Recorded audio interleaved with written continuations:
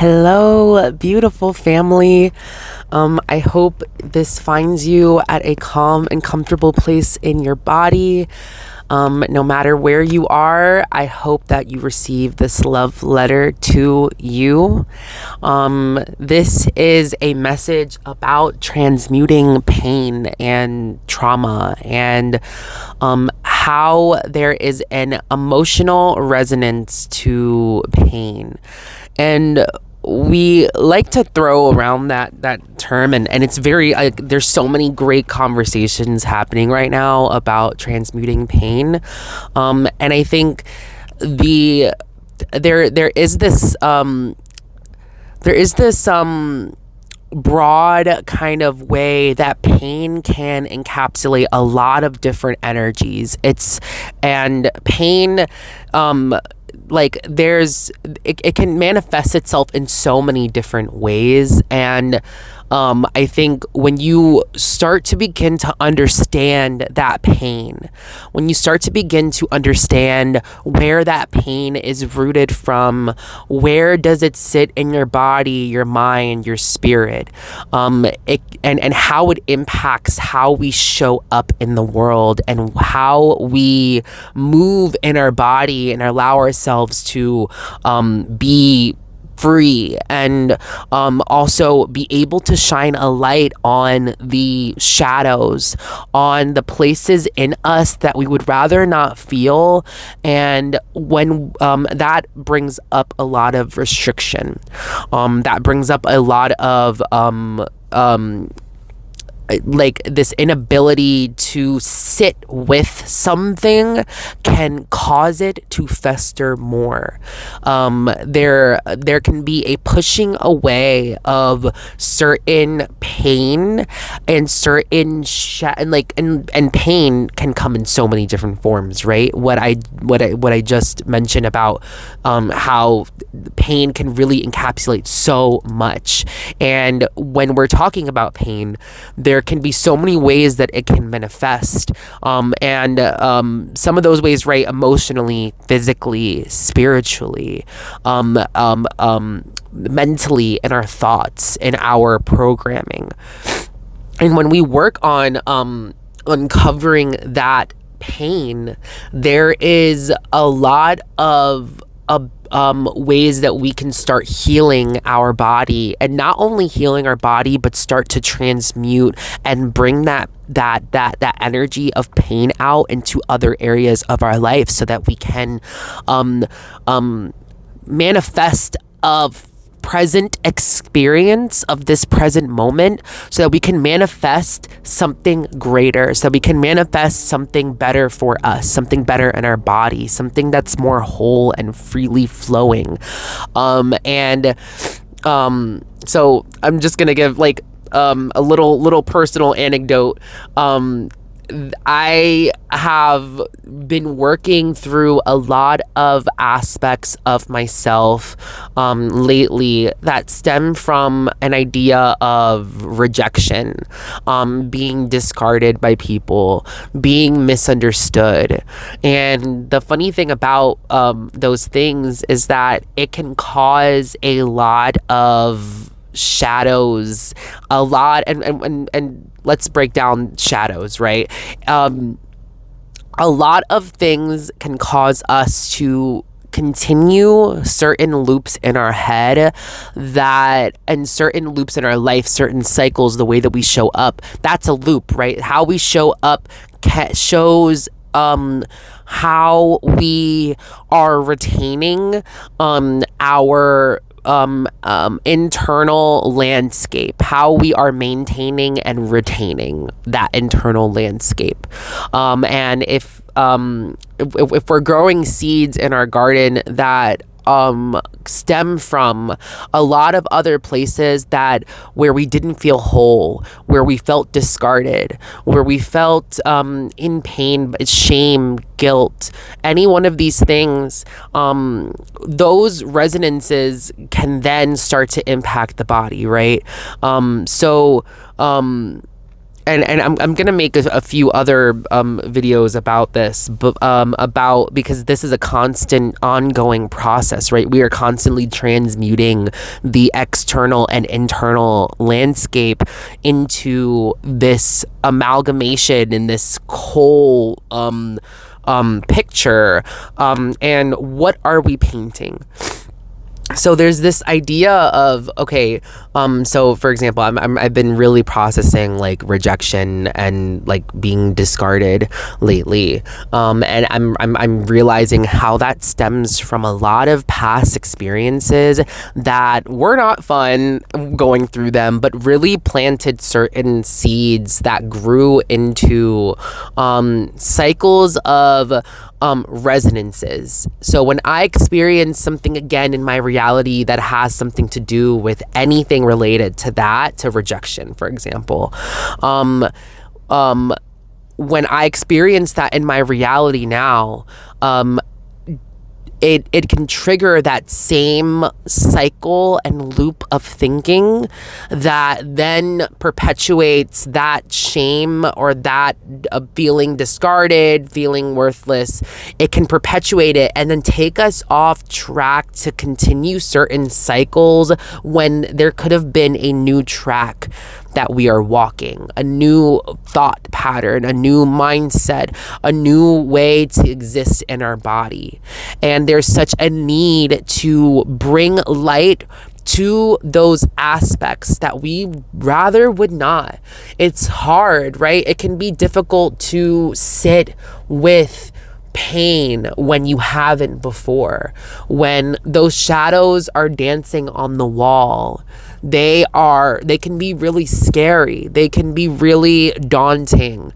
There are certain things that bubble up in not only your physical body but in your mind that maybe we, like, parts of us wanted to keep in the dark and under the rug and not really want to look at certain parts of ourselves that we'd rather keep locked away.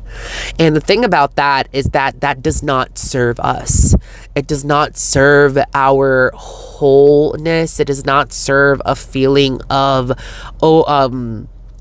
I want to say overcoming, and I try to stay away from that word specifically, because overcoming, like, when you do this long enough, there's no overcoming, there's no process of, it just is, and there is no, like, you will do the work that makes it such a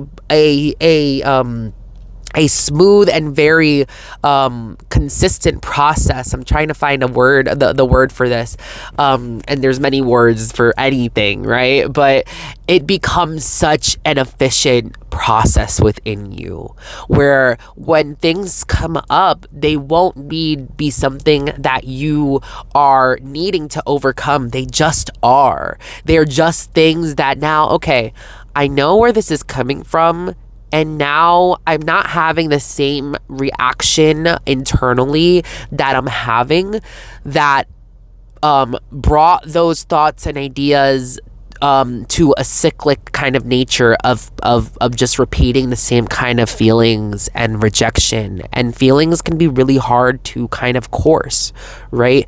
They come up, and I think when we try to reject those feelings, when we try to reject certain parts of ourselves that are coming up, that is another way that we are continuing this cycle of not letting ourselves process, of rejecting parts of ourselves that are very real, that are very like a part of our being, and a parts of us that are, just painful. It's okay to sit in that pain.